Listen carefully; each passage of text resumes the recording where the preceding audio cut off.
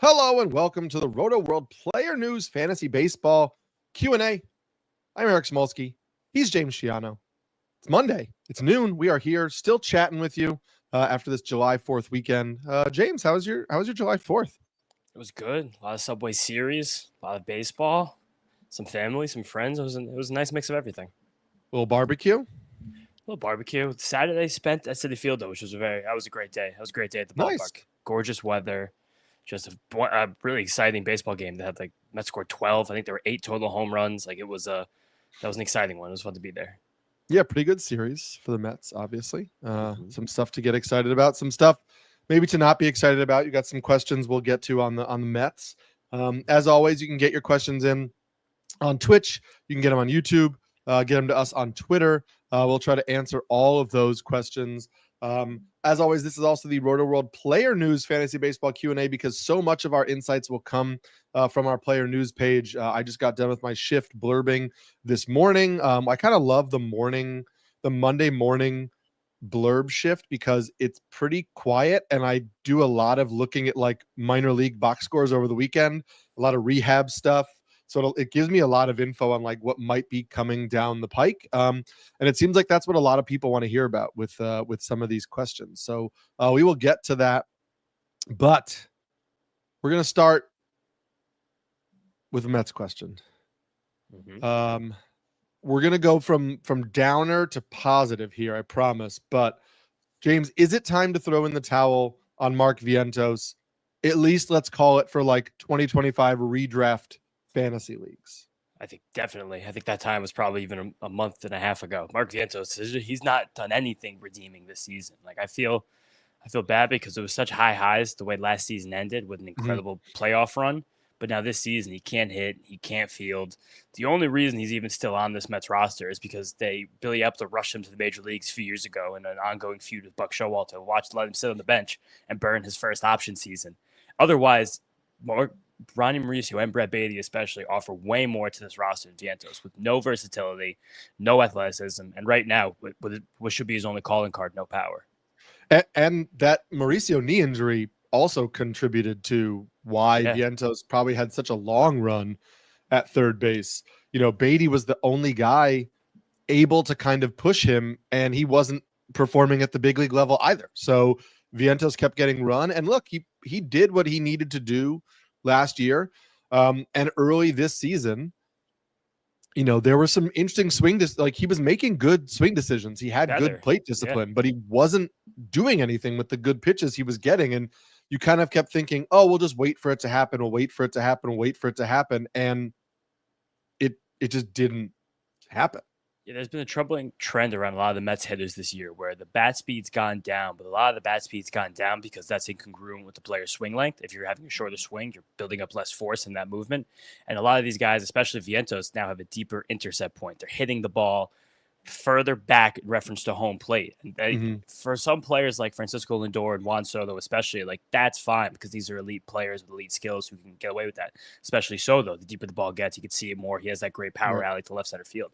Vientos doesn't have that same raw natural power as these guys have. Last year was looking back now, you realize how tenuous the entire thing was. Like the fact that the whole sturdiness of his profile was just standing on how much he was able to barrel the ball. Now he's not doing that, and there's nothing else he can hang his hat on.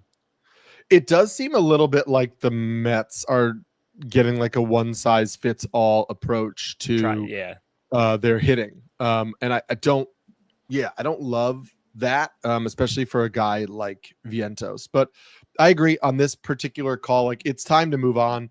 You know, if you wanted to hold in your dynasty leagues, like go for it. He's young. Maybe he settles in somewhere where he can DH. Maybe the Mets, move him. Who knows? Even how many players do you need to have rostered in the league for Mark Vientos to guarantee the spot? Like a 10-man 35 player roster. Like I think that's maybe the last kind of league I'd keep him in. I don't know. Yeah. It's tough. She's not nothing. We've seen a lot of guys with this profile be major leaguers for an 8 to 10 year period where they're just up and down, up and down, up and down. And that could be Vientos. So yeah, who knows? The other big story for the weekend, Brandon Woodruff Made his debut on Sunday against the Marlins, the same exact mound where he made his last start 2 years ago. 6 innings, 2 hits, 1 run, no walks, 8 strikeouts. Far better performance than I think a lot of people expected. It was a little bit of like, hey, it's the Marlins. But listen, 93.2 on the velo isn't terrible. It's about 2 miles an hour down from where he was at in his peak. But Brandon Woodruff is always a guy who I think was able to get by without he didn't have Paul Skeens stuff, right? He was always somebody who could command and hit locations and sequence. I was kind of impressed with the start. I still want to caution, I do think a lot of this was the Marlins. But look, a 61% zone rate overall. He commanded the sinker in the zone really well. He threw a lot of sinkers on the corners. He added a cutter this year. He seems to have kind of split his slider into a slower sweeper and a cutter. That cutter was a pretty good pitch for him. I'm looking right now. He threw it both to righties and lefties, so it wasn't exclusively a pitch to lefties. His sinker is exclusively to righties. The sweeper was exclusively to righties. So he's, 4-seam cutter changeup against lefties, and that seemed to work for him. And I thought the locations were pretty good. I think this is a situation where we've got a guy coming off multiple injuries, including a shoulder capsule surgery. The velo is not going to be back to what it was before. There are going to be some starts where the command is not as crisp as it was here. And against better opponents, he might get hit around a little bit. But Brandon Woodruff has always been pretty good. So I'm not I said on Twitter, and somebody said, I'm going to bookmark this, that I said I'm more confident in Woodruff's ability to adjust to this than a guy like Eury Perez. And I wasn't saying I think Woodruff is better than Eury Perez, but Eury Perez is so much more based on his plus raw stuff. Eury Perez's raw stuff is so much more elite than Woodruff. It's going to be harder for him to adjust to a year off when his stuff isn't really crisp and he has to learn how to pitch around it than somebody like Brandon Woodruff, who I think can adjust to not having his best stuff a little bit more easily. I think he's firmly on 15-team radars, and I'd maybe hold him in 12 teams, keep him on the bench a little bit. Where are you at? Streamer range for sure. I do I agree with everything you said. Seeing him able to command all of that stuff, especially with the decreased velocity, is important. That's going to be the whole thing that makes him, or possibly can keep him, successful. But the devil's advocate is that the command is a thing that can wax and wane start to start, where the stuff right now is the stuff. And Jeff Zimmerman has the research that the velocity you have that right when you get back from these arm surgeries, that's Tommy John more so. I don't know about the shoulder as much, but I don't know how much I expect more velo to come. But I do expect some good command starts and some bad command starts. The command was amazing in this start. Ironically, I was watching this start more for another command artisan, the other side of the ball, Edward Cabrera, who's now throwing 50% strikes over a 2-month period. So now he's taking that step forward hilariously late in his career, but we're all ready for it. But everything we saw from this is so excited. But everything I saw from Woodruff, I was like, this is good. But he has to do this. He has to do this multiple times. I'm not going to get Woodruff. I haven't checked my waivers yet in any leagues because I'm not going to be as excited about Brandon Woodruff. I feel like as somebody else in my league, and I don't really regret that right now. Maybe I regret that in September, but right now I feel okay missing out on what this version of Woodruff can be. Yeah, I put some low bids in some 15-team leagues. In NFBC formats, he wasn't available in a lot of leagues because you have to be drafted in those formats because he pitched on Sunday, so he wasn't eligible. And so in a 15-team league, I'm like, sure, why not? Let's take a gamble on your bench, but it's a low-cost gamble. And if somebody is thinking, hey, this is going to be my guy, look, we just saw it with Scherzer, where he came back and then is like, oh, I'm still managing this issue and I don't have the stuff. I don't know. It could work out. He's on the radar. I'm happy. I'm rooting for him. And that rotation is going to be really interesting because Tobias Myers looks good in AAA. Nestor Cortez is coming back. They don't have spots. They're probably going to make some trades. You still got Logan Henderson down there. Henderson's looking pretty good down there. I think that Nestor Cortez could be traded before he even comes off the IL. Jose Quintana could be Back to the traded. Yankees. Who knows? Yeah, back to the Yankees. Nestor Exactly. Cortez back to the Yankees makes tons of sense right now.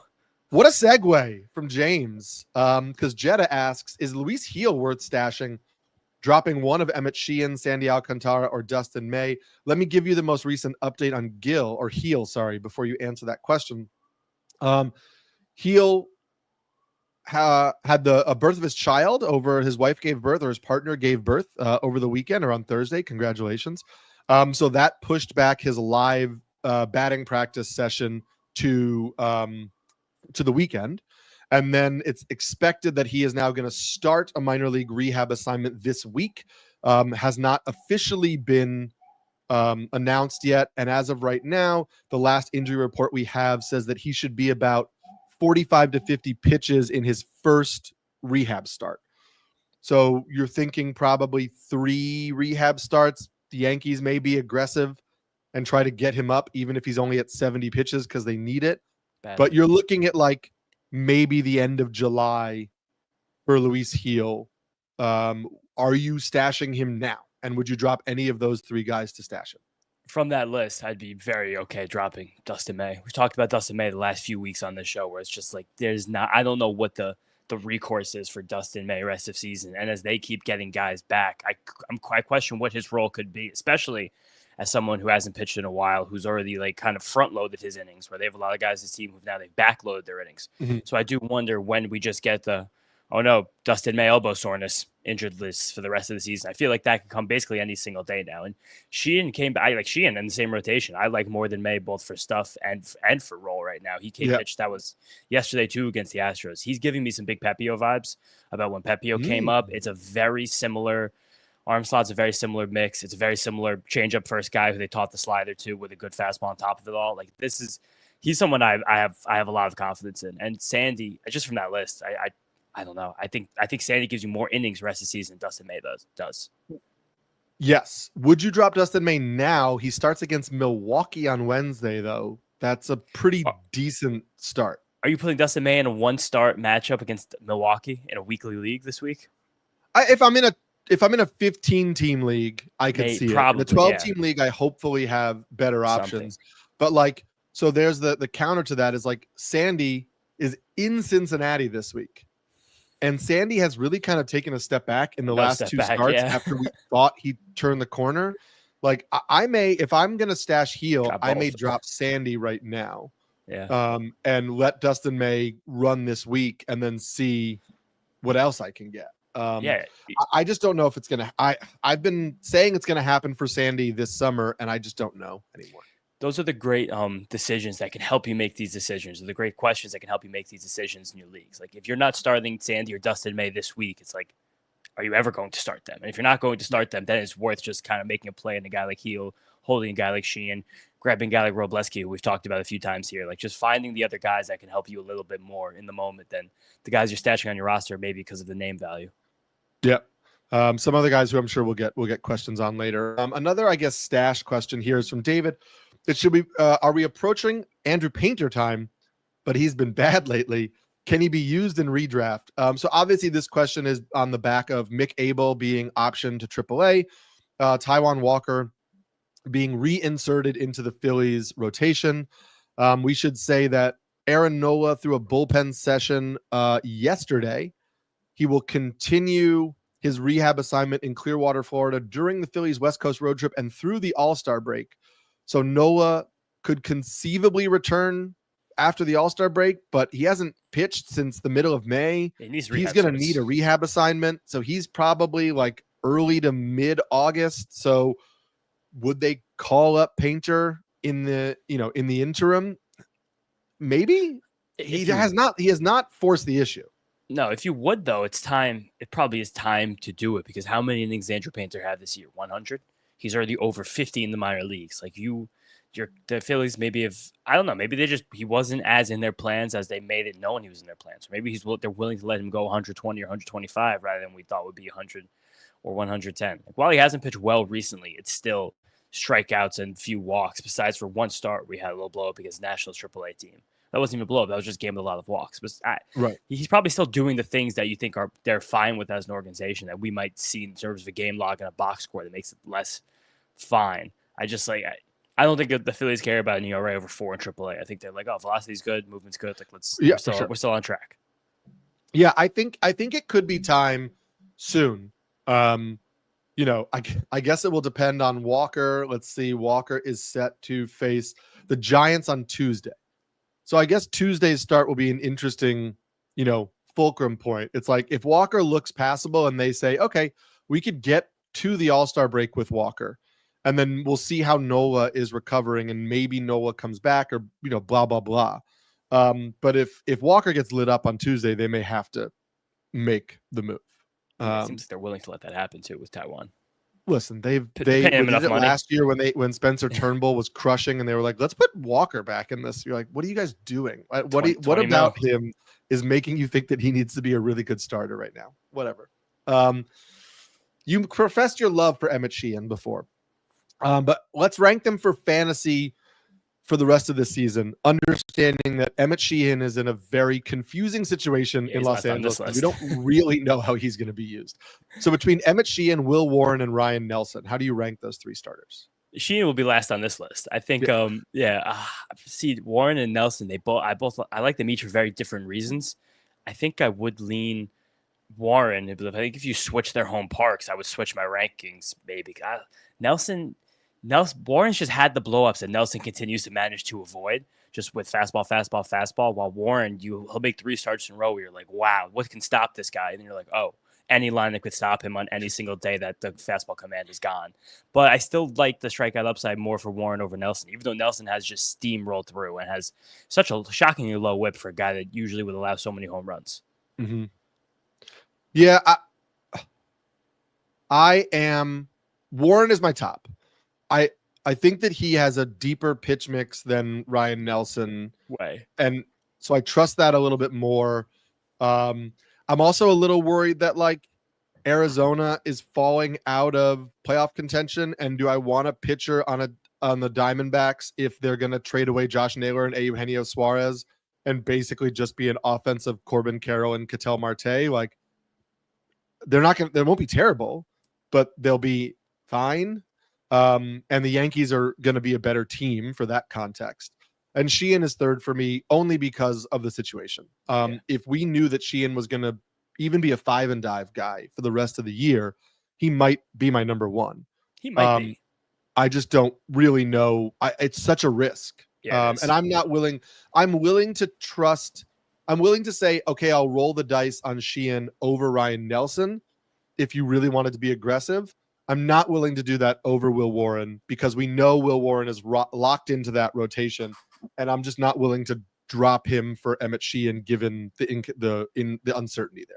That is ironic to even think about, because remembering back to March and April, these 2 guys, Nelson and Warren, especially Warren, we were kind of clamoring to get these guys in rotations, and then Warren was abysmal in April. Nelson pitched out the relief for the first 6-7 weeks of the season. Yep. Now they're so locked into their rotations and both pitching objectively well, despite Warren's very high ERA. So it's fine. And Sheehan, as much as the Dodgers screw around with everybody, he did start yesterday and pitch 5 innings. That's more than they can say about Robleski, Kasparius, any of these guys have done the last couple of months. So I think they're telling us something there that he is a starter in their context. But him being a starter might give him less opportunities for wins than Robleski, because he'd probably go more 4s, and Robleski comes in the 3rd. Yeah. Oh my God. And listen, Ryan Nelson should have been in the rotation from the start. We discussed that all the time, but what are you going to do? That's awesome. Dad, always here. Thanks, Dad. With Clark Schmidt scheduled for Tommy John, which is just, absurd. Sad for him. Is Cam Schlitter a must add? No. It's a could add. He's a could add for sure. He's not a must add. I would even argue the only must add prospects when we haven't seen them pitch at all at a major league level are the guys who have really dominated and have really produced consistent high-end stuff, like the Chase Burns's, Jacob Misiorowski's, Bubba Chandler's of the world. Cam Schlittler has taken a real step forward with the Yankees this year. There's no doubt about it. But he has just 5 starts at AAA. He has a 3.80 ERA in those 5 starts. He's got, 9 walks to 35 strikeouts and 23 innings is great. But we just haven't seen a lot of production at a high level. And he had a 3.36 ERA last year with the Yankees, pitching primarily at high A. Did not look good in 7 games at Double A last year. So you're looking at really like one season of production at the Double A level or higher, and it has shown to be good production with stuff that's taken a big jump forward. But it's going to be a big test against MLB hitters and a big jump for a guy who has only 5 starts at AAA. And so that's why I can't call him a must add. I would call him a must watch. I'm super intrigued for this start on Wednesday. I'm absolutely going to watch it. Unless I'm in an AL only league, I'm not treating this as a must add because like Alan Winans has been great at AAA. And so if the Yankees just need to get to Luis Gil and Schlittler gets hit hard in his first start, and then they have the All-Star break, then they need 1 start from Alan Winans, 2 starts from Alan Winans to get to Luis Gil. Like we don't know what Schlittler's future is in this rotation. We don't, but we also know that Schlittler is 6'6". He throws 97, 98, 99 miles an hour. He has great cut right action on that fastball. He has a slider that he has. I'm pretty sure he's another extension guy. I think our friend Nick Pollock could probably confirm that for us. And he also has the curve he can mix in. Like Schlittler has the pieces to be great, but we don't know if he'll actually have the opportunity. It's a pigeonhole shot right now for Schlittler to do something crazy, but that is better than a lot of other guys you're picking up at this point in the season. So I understand if you guys are ready to take a risk on a guy like Schlittler, because it could be kind of nutty, but also be aware that what Eric said, like he could be 1 start, see you later. Yeah. Would you be cutting him for somebody like, or would you be adding him for somebody like Drew Rasmussen? What to do with Drew Rasmussen? We blurbed this over on the site this morning because Mark Topkin of the Tampa Bay Times confirmed that what we saw on Sunday is the plan for the Rays right now. They do want to use Rasmussen to start the game. They do want to use Joe Boyle in bulk after him. They have Rasmussen on a pretty firm 150 innings limit because he's coming off his 3rd elbow surgery, which is wild that he's pitching this well coming off of 3 elbow surgeries. But what do you do with Drew Rasmussen? If he's a 2 to 3 inning guy starting games, he can't get wins. He obviously won't get quality starts. He's not going to pitch deep enough into games to help you with, strikeouts from a compiling standpoint. Are you cutting Drew Rasmussen now, or are you going to wait to see like what happens in a couple of weeks and then cut him? A 10-team league, I'm easily ready to cut Drew Rasmussen. 12, I definitely think about it. Also, if you drafted Drew Rasmussen in most leagues, and you would have told yourself in March or February, whenever this was happening, that you'd get Drew Rasmussen. I want to see the exact amount of innings pitched. You'd get 90 innings, you get a 2.80 ERA, you get 7 wins. You'd be like, you know what? That's probably exactly what I about would have expected from Drew Rasmussen. Like a nice 50, 60th, 70th percentile expectation based on how many injuries he's had. This is already the 2nd most innings he's ever thrown in a major league season his entire career, which is kind of unbelievable to think about based on how unhealthy he's been. But you can't, the role he has right now, if that's a role that's confirmed moving forward, that's not someone that can pitch in fantasy league. So you're getting almost literally nothing from him unless you're in one of the deepest leagues you could imagine. Just getting 2 to 3 innings with 2 to 3 strikeouts actually moves your needle. Yeah. But the flip side of that is I love this role for Joe Boyle. Awesome. Because Joe Boyle looked really good on Sunday. The follower role gives him way more opportunity to get wins, even if he only goes 4 innings in a game. The strikeouts upside is clearly there. The command has been much better throughout the year in AAA and in his 2 major league starts. The Rays are, firing right now. So I love Joe Boyle in all formats right now, if this is the role that we're going to get from him. And I think this role for him is actually more valuable than if he just slid into a normal spot in the rotation. Totally. And it just means that if there is a spot to slide into the rotation, that he probably gets that as well. And it looks like we got Joe Boyle now for the next couple of months. It looks like he's going to be really, really, really effective. Yeah. Let's see what the next question is here. We'll go back up to Dad because I don't want to lose this question from the top. He says, with Lane Thomas experiencing yet another injury, is it time to stash Chase DeLauder? I don't know. I think it may be CJ Kayfus first over DeLauder, just because he's been up in AAA for longer. He's hitting 297 in like 50 something games at AAA with 11 home runs. He's played the corner outfield. He's played first base. I think both of those guys are going to be in this lineup by the end of the month, because there's tons of trade rumors swirling around Carlos Santana. He's on a 1-year deal. The Guardians are seemingly out of it. I think by August we could see both CJ Kayfus and Chase DeLauder up with the Guardians, just to see what they've got. But I don't think DeLauder is up imminently. Remember, this is a guy with very little minor league experience because of how often he gets hurt, or has gotten hurt.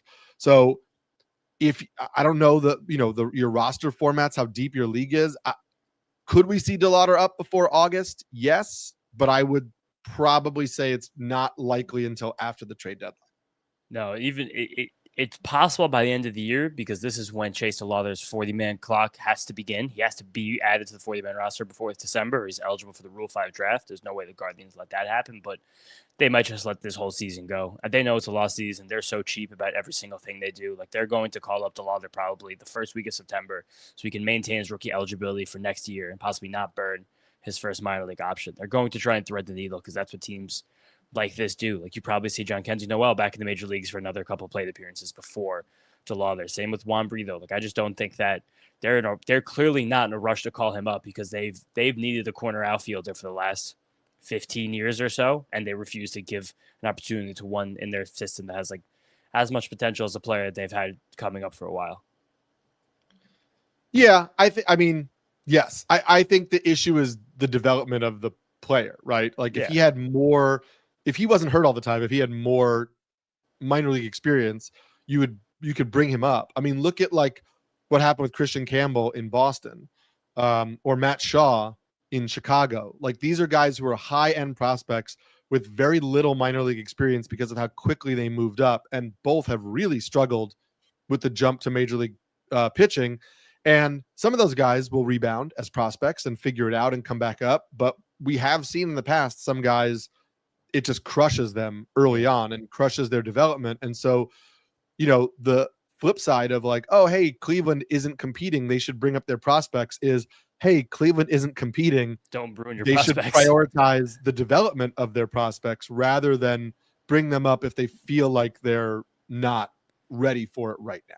Yeah, they should bring them up if they are competing. I think them not competing kind of pushes it back a little bit. Like, they're still managing DeLauder's workload in the minor leagues as well. Like, right. He's still not even playing every single day. So I do think that's time. But he did get into the fall league. That was all like 2 years ago now, which is crazy to think about.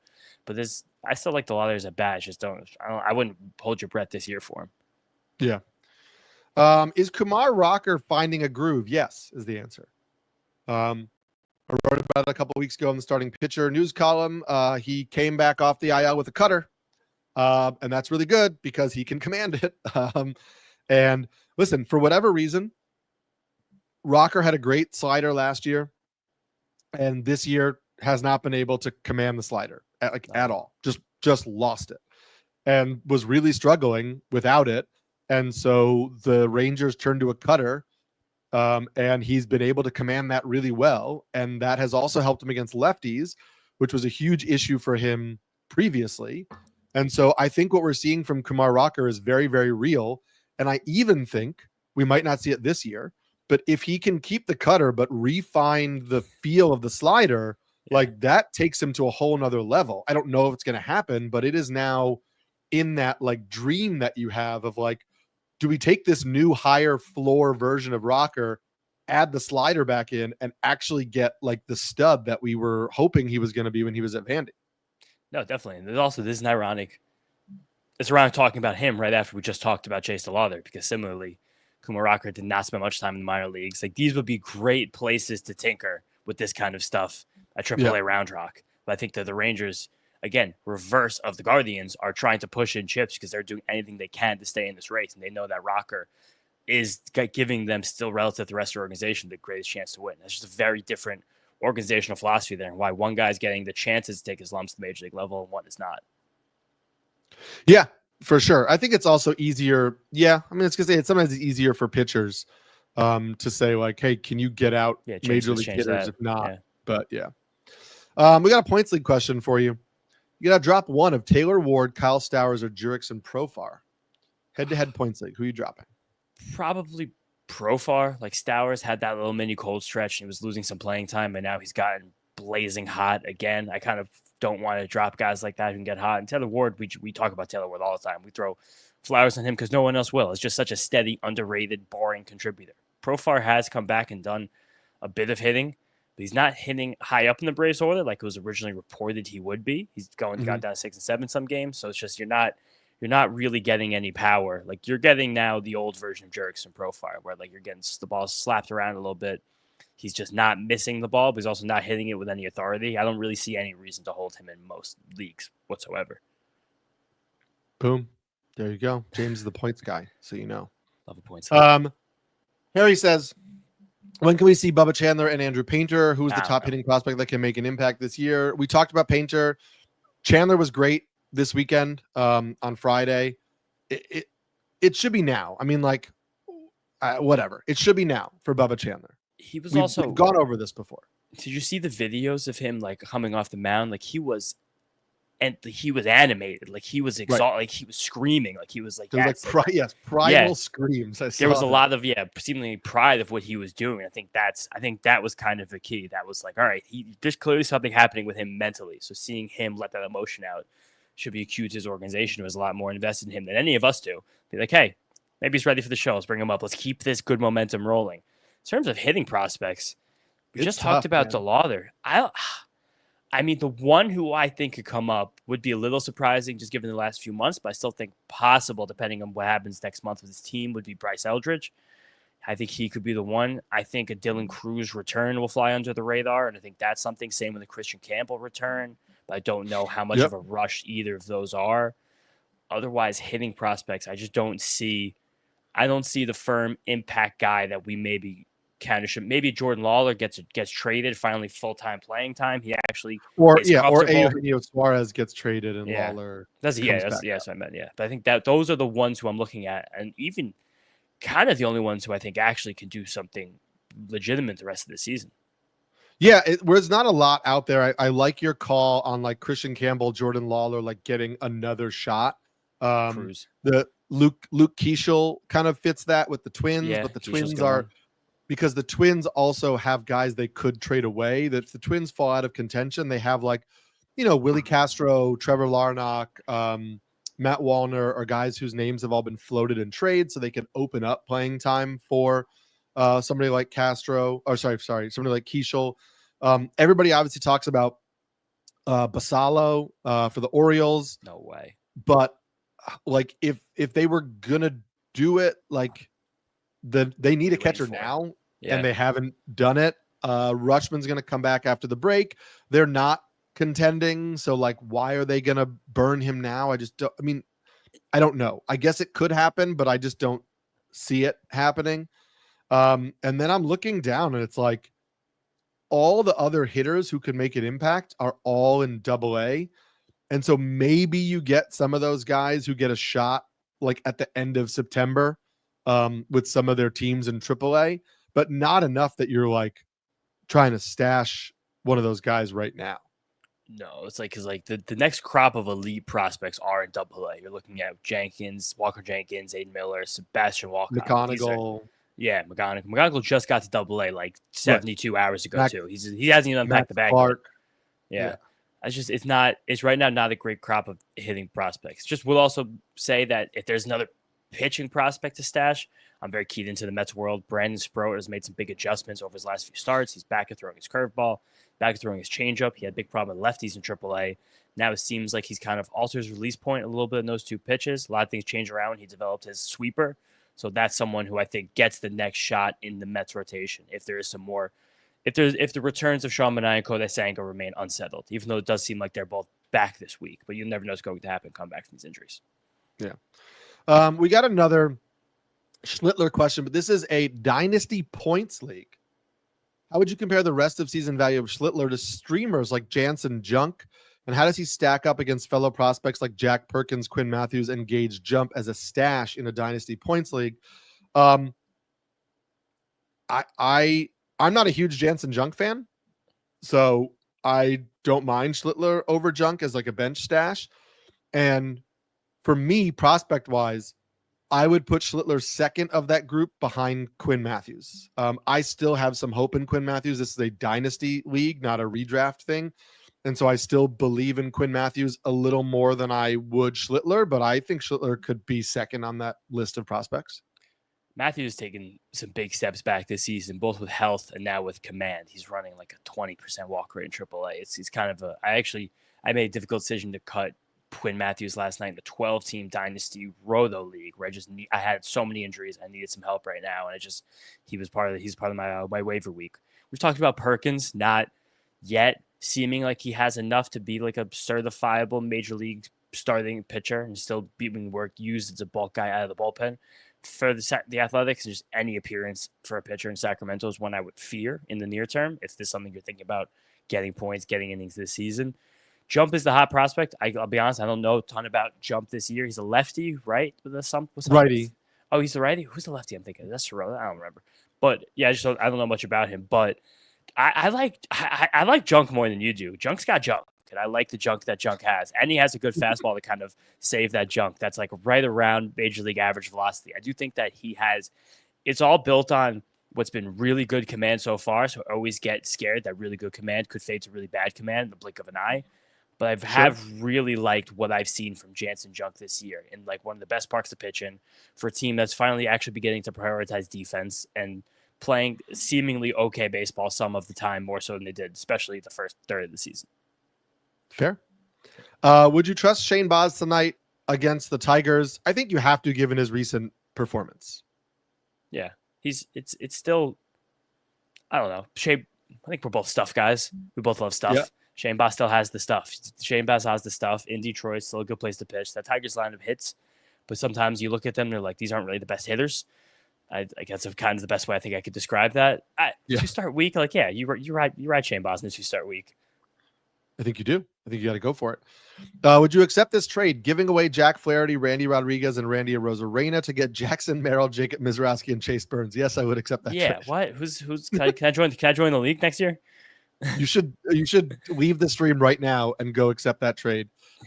Just so you know, like how I approach this. Like Jackson Merrill to me is the best player in the trade, so I tend to want the side that has the best player in the trade.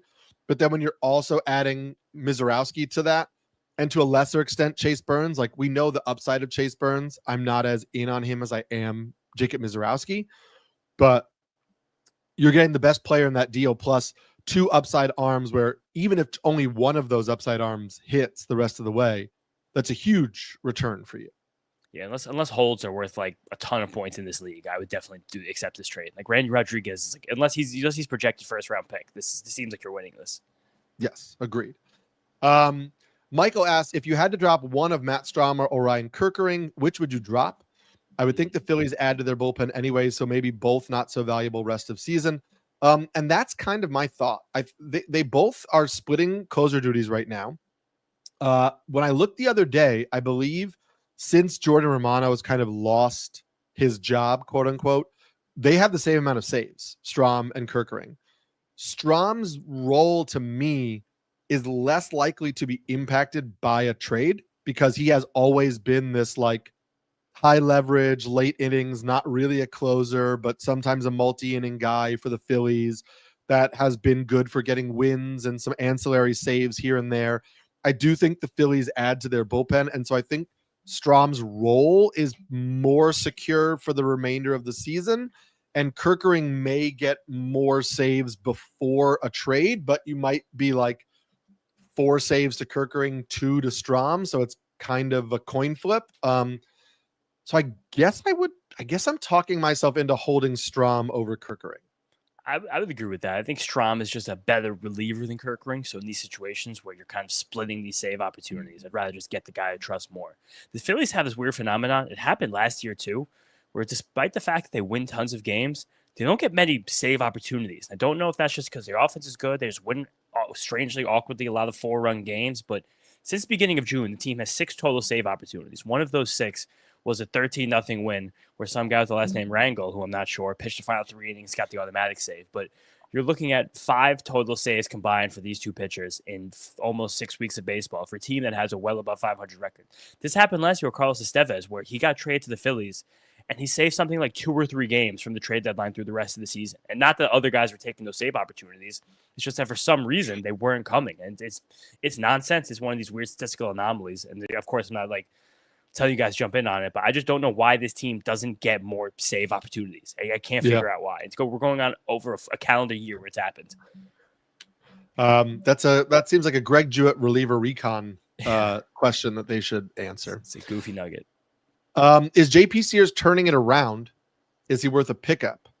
I will say since June 1st, 7 starts, JP Sears 4.08 ERA.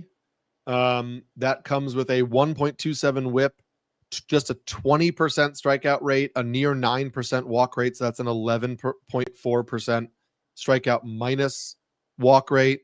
The last 2 starts have been better at the Yankees and home against the Giants.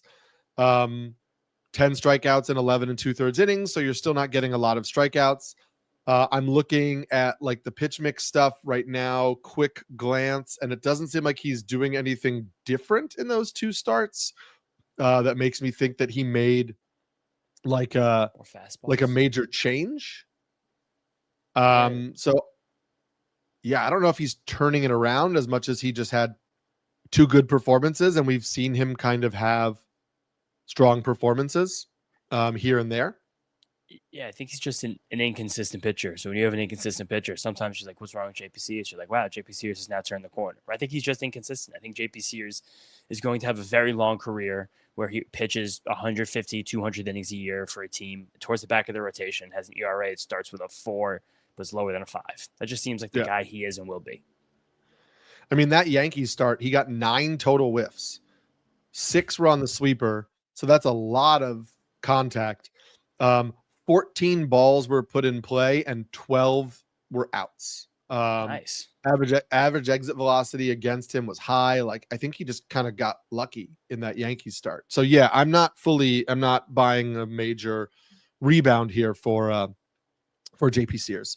Are you in on Yu Darvish? He's returning today. What are your expectations for Yu Darvish? I will say, let's look this up real quick before you answer that question, so you have all the data. Game logs.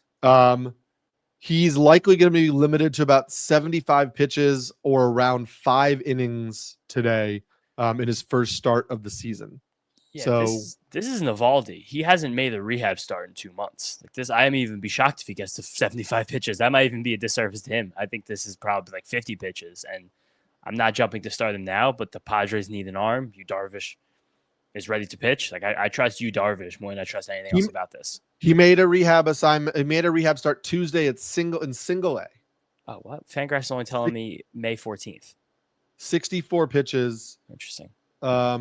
This article yesterday on MLB.com from AJ Casavel, who's a beat writer, said 64 pitches Tuesday against single A hitters in Lake Elsinore. Now, simulated game. Boom. That's what it is. Okay, there it is. Yeah. Simulated game. So I guess if he's able to throw 60. 3 simulated games building to 4. Okay. So building to 4 innings and 64 pitches. So 3 simulated games against single A hitters. Oh, I wonder why Fangraphs doesn't have that. Maybe reach out to someone about that. But yeah, if it's Yu Darvish, it's Yu Darvish. You trust him a little bit. I think we've kind of learned this year with Kershaw that sometimes the adrenaline can just get these guys through more than we kind of expect. It's these old guys who are kind of pitching with pride. And Yu Darvish has lots of that. And I'm not expecting, again, 2018 Yu Darvish to walk through the door, but I do expect someone who can pitch a bit. Yeah. Pitch a bit. Like I'm not trying to pitch a bit. Just not getting too excited, but something. Yeah. I would be adding Yu Darvish in a lot of formats right now, even if you just put him on the bench, because when he was healthy last year, he was good. And so I trust Yu Darvish to be good when healthy. And who knows how many starts that will be this year. But it's going to be for a little bit of time. Uncle Ted says, who says this role is permanent for Rasmussen? The Rays. Yeah, Mark Topkin of the Tampa Bay Times said that this is what the Rays plan to do. We obviously need to see it going forward, but that is reportedly, their plan. Perry says, if saves are needed, is it worth picking up either Halverson or Grant Taylor? Neither team has much win opportunity, but they may be traded. It's Grant Taylor. Grant Taylor is not going to be traded, but to me, it's Grant Taylor. I just think he's so good, and he is a starter by trade, and so the White Sox have shown that they're more than happy to use him 2+ innings. So if they even have a lead and with 2 outs in the 7th, they may go to Taylor and let him close it. I just don't want a closer on the Rockies. I know that Halverson has been decent of late, but I don't trust it and I don't want it. And I just think Grant Taylor is a really good pitcher. And so I'm happy to have Grant Taylor. So this league where I'm desperately looking for saves, and I saw Halverson on waivers this week. I was like, all right, I'm going to pick up Halverson. I know the Rockies are going on a road trip from having all their bats. I'm like, this is going to be a great time.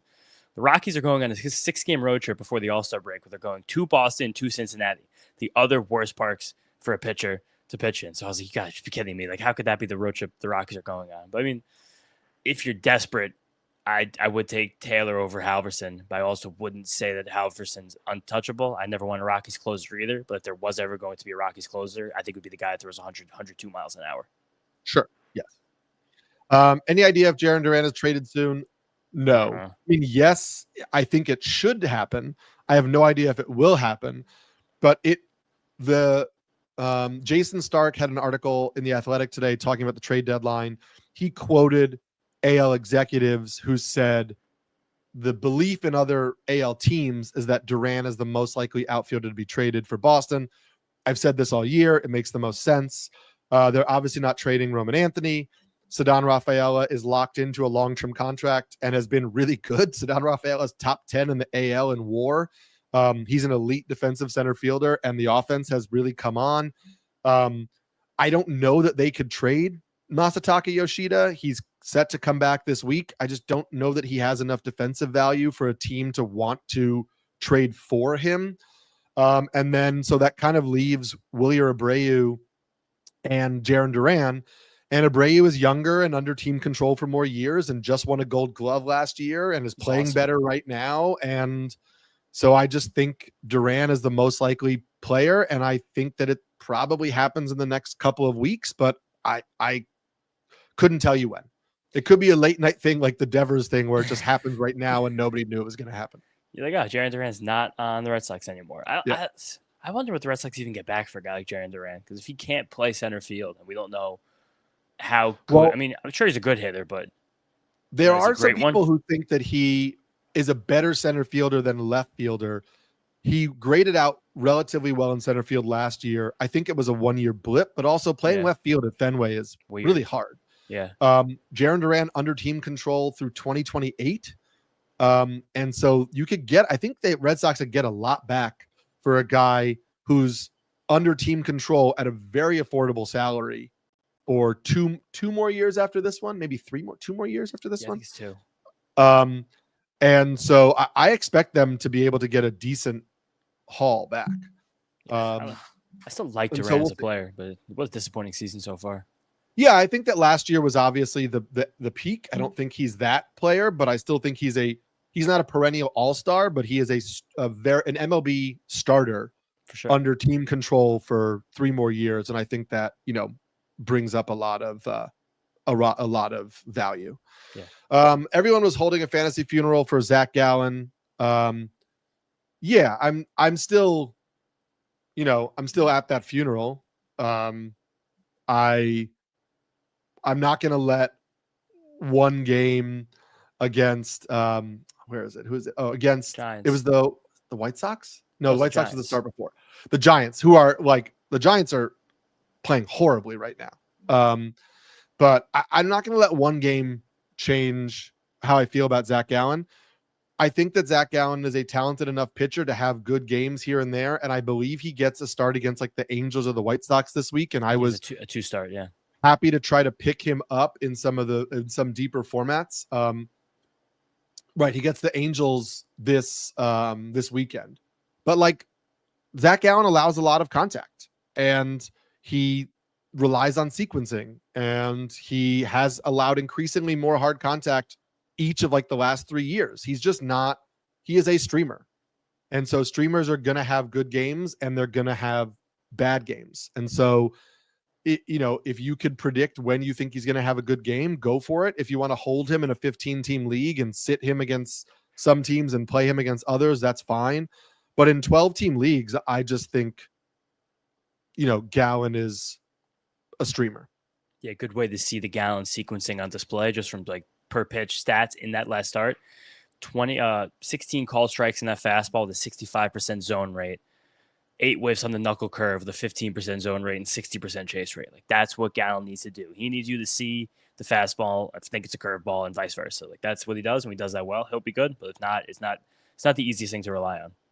Yeah. All right. Quick hitters to get to the end of this. Who has a better chance of coming off the IL, Pablo Lopez or Spencer Arrighetti? Arrighetti for me. Pablo Lopez, I just blurbed this morning. He is possibly going to begin a throwing program this week. The inflammation is now all gone from his shoulder, but he has to make the Twins have said they are prioritizing his long-term care, which I think is their way of saying, we're probably not going to contend this year. We don't want to rush him back. So I think that Pablo Lopez maybe comes back at the end of August, depending on how the season goes. So I think Arrighetti comes off sooner. Yeah, Arrighetti's doing some bullpen sessions. There was a report over the weekend that he's going to throw another bullpen session this week and then possibly start rehab soon thereafter. And he didn't have an arm injury. He had a freak thing where he broke his thumb shagging a fly ball in batting practice. Right. So that's not the same as like an elbow or a shoulder or a forearm. Those injuries that really scare us, like Pablo Lopez's shoulder. Yeah. Lucas Giolito, 0.83 ERA over his last 5 starts. How high are you guys on him rest of season? I'll let you go first as an unbiased fan. You're higher than I am on Giolito. I still see Giolito, and like I begrudgingly just put him in my top 50 pitchers. I think he's clearly done that, what he's seen this year. But I still see someone who I'm just like, I wish you missed more bats, and I wish you weren't so susceptible to home runs in a very home run susceptible ballpark. Yeah, this is a guy I think we wrote his obituary too early because the first half of his 2023 season was really good, or was pretty good, and then he fell apart in the second half. And then missed all of 2024. And so we had this idea that he was like washed, but he wasn't actually washed. And the Red Sox changed the grip on the slider. The fastball velocity is back. I think we're obviously not going to see this from Lucas Giolito going forward, but I think Lucas Giolito is going to be a very solid starting pitcher for the Red Sox for the remainder of the season. There will be some starts that are, not as great, but I think against the vast majority of teams, you can keep him in your lineup with very little question. Play matchups. Thoughts on Eury Perez this week at Cincinnati, at Baltimore? Rolling with it. Yeah, he looked really good in the last start. I don't love at Cincinnati, but I don't care about at Baltimore right now, and I'm happy to see if he continues what he did in his last start. Yeah, there's an upside taking a dart throw. Like he still is that guy. He's still sitting 98 miles an hour. Like it's not that far away for Eury, I think, from something majorly clicking. Yeah. Is Ryan Nelson this legit, or is a drop off coming? It's legit, but he's not this legit. Like I think Ryan Nelson's a good pitcher. Ryan Nelson's a solid big league mid rotation guy. Ryan Nelson has a really good fastball. He's learned enough about how to mix up the rest of his pitches behind that just to keep everything moving along. But Ryan Nelson is someone that he doesn't have really any swing and miss pitches. So it's kind of like, it's not that dissimilar, but even with worse breaking ball than Gallen, just with more options, where like Ryan Nelson wants you to hit a pop-up. Ryan Nelson wants you to hit a 275-foot fly ball. Like that's how Ryan Nelson gets his outs. He's done that really well this year. But the 275-foot fly ball and the 420-foot home run, that's a difference of a quarter inch, a half of an inch with the ball versus the bat. So it's always going to be a bit of a tenuous spot for Nelson, but it's a good fastball. He gets good extension down the mound. He holds good velocity. Like he's for sure a good pitcher. He's just not this good. Yeah.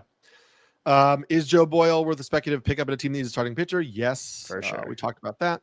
Is there any light at the end of the tunnel for Caglione? Sure. When's the end of the tunnel? Like the tunnel is probably long. And he's doing better under the hood than his stats suggest, but he's not doing great. So first of all, like an 8.5% barrel rate, 22% strikeout rate, 40% hard hit rate. Like those are all decent. 14% swing and strike rate isn't great, but it's also not egregious. 90% zone contact rate in the big leagues is pretty good. 75% contact rate overall is, not great, but not terrible. He's chasing a little more than you'd like to see. He's hitting the ball on the ground far more often than you'd like to see. It's like a 52% ground ball rate. But the light at the tunnel is he's not overmatched right now. Like a 14% swinging strike rate doesn't tell me, hey, this guy can't hit MLB pitching. It's telling me he's chasing a little too much. He's, not making good enough swing decisions where he can elevate or hit a ball on a line, but he's making contact. He's making decent enough contact. And I don't think he's overmatched. So that tells me he should be hitting better than he is, even if he shouldn't be, lighting the world on fire. Yeah, I think of players with at least 100 plate appearances, he's like the third or fourth worst OPS in the entire league. Like it's gone like shockingly bad for Zac Gallen, but he feels so discombobulated and that team is so lost offensively. I don't know how much I'm expecting for the rest of this season. Yeah. Rank these IL stashes for the rest of the year. Bieber, Grayson Rodriguez, Aaron Nola. For me, I'm just taking the guy who doesn't have a major arm injury. Nola. So I would say Aaron Nola, Shane Bieber, Grayson Rodriguez, because Bieber is already throwing again. He threw a simulated game over the weekend to minor league hitters. So he should start a rehab assignment again soon. So he slots ahead of Grayson Rodriguez for me. But I think Aaron Nola might be the only one of the three that we get significant innings from this year. Yeah, even like 50 innings from. Right. Yeah. Let's see. Matt Shaw or Brooks Lee? I feel like we get this every single week, and I feel like we keep kind of flip-flopping our answers. I probably just go with Brooks Lee. Because now Brooks Lee isn't starting anymore. Yeah, that's what I'm saying. But like Shaw starts, and he's terrible. He's the only guy in the Cubs lineup that can't hit. I feel so not confident in Shaw right now at all. Like if Brooks Lee is playing 4 days a week, I at least think I'm getting more from him than I'm getting from Matt Shaw. So then he added Otto Lopez. I think Otto Lopez for sure. Otto Lopez dual eligible. He's stealing bags. Otto Lopez looks great. Yeah, I take Otto Lopez over it. Every time I bench him I drafted him in a few like draft and hold, so I have a lot of options. Every time I bench him, he has a ridiculous series, and then like he'll go 1 for 17 in a series, and so I'll sit him, and then I'll have a huge game series on my bench, and so it's just frustrating. It's a third place team. Any evidence that Michael Harris can turn it around? Besides projections, no. Yeah. But with projections, yes. It's like the worst approach in baseball. He hasn't drawn a walk in 160 plate appearances. I think I have faith in Michael Harris as a player. I think it's going to take an off-season reset. I think he has skills. I think he has talent. Totally. I think whatever they're trying to do on the fly right now is not working. And so I could tell you right now, like I'm happy to conceivably buy shares of Michael Harris when he falls to like 9th, 10th, 11th, 12th round in drafts next year because everybody thinks that he's cooked and was a bust. But I don't know that I cut him in a few places this year where I was like holding out for the light to turn on, and I don't think it's gonna turn on. Michael Harris is about 1 year older than Chase DeLauder. That's yeah. Yeah, just to give the context of how young Michael Harris still is and how much time he still has. Yeah. Josh Lowe or Jack Caglione? Josh Lowe. Josh Lowe easily. Josh Lowe. Rank these middle infielders: Ozzie Albies, Ha-Sung Kim, Bryson Stott. We should just say for Ha-Sung Kim, the Rays claim it was a cramp. Yesterday he was already running the bases at 80%, and they say that he's gonna avoid the IL. He just had a calf cramp after coming back. But speed is a huge part of his game, so any sort of cramping or whatever is tough.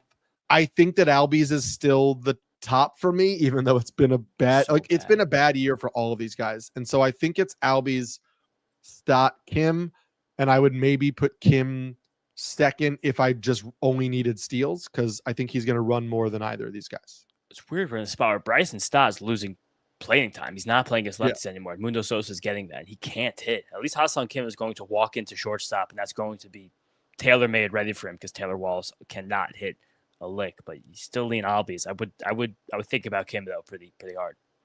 Yeah. Last two questions. Shallow league, Trout or Langford rest of season? Trout? Is that crazy? I think Trout's just hitting. I think it's a little crazy. I don't think he's crazy. Better if Trout's healthy. I think we always bake in the risk for Trout, and we have a lot of Langford this season, kind of still being the guy he was more so in the first half last season, the last like 6 weeks last season when he kind of went ballistic. I think they're both good. I think maybe neither are actually great. Like I think you probably get more speed. You definitely get more speed from Langford, but you get more power from Trout. Yeah, I like that. Last question. Bet on It guy says, any players on the waiver wire you recommend for cheap stolen bases? I'll just give you this leaderboard right now. Since June 15th, it's a little bit of a random date, but I chose it. It's about 20 games. Tyler Freeman is second in baseball with 7 stolen bases. So Tyler Freeman would be my top choice there. Evan Carter is still available in a lot of leagues. 6 stolen bases in his last 14 games. Willie Castro, 5 stolen bases since June 15th. Dane Myers, 5 stolen bases since June 15th. Zach McKinstry, 4 stolen bases. Ezekiel Duran might play a little bit more with Josh Young out, 4 stolen bases since June 15th. Trevor Story has been picked up in a lot of leagues, but he's still available in a lot of leagues, and he's really turned it around in June. So he could be a stolen base guy if he's out there on your waiver wires. And then Jake Myers is somebody that I like. He got a little banged up over the weekend, so check the injury report, but he has 3 steals since June 15th, and the batting average is great. So he would be another guy that I would suggest out there. I read a steals column every week. Jacob Young also gets caught all the time, but he also continues to run all the time. So if he finds a way to get hot, then he will keep stealing bags. He's a cheap one. Speaking of which, that article comes out on Wednesdays from James, the stolen base report. So make sure you check that out. James has a waiver wire article, which comes out on Tuesdays over at Rotoworld. So that'll be out tomorrow. I have my starting pitcher news column, which comes out on Wednesdays. I'm going to look at the Brandon Woodruff start, look at this resurgence for Charlie Morton, and some things of that nature. And then my waiver article comes out on Sunday. Make sure you keep it locked to the Rotoworld player news page, bookmark it, keep it open all Monday afternoon so we can help with all of the lineup questions that you may have. You can reach both James and I on Twitter. James is at James_Schiano. I am at Samulski NYC. We are both also on Blue Sky. So thanks for joining us again. We'll be here again next Monday at noon Eastern time for the Rotoworld Player News Fantasy Baseball Q&A.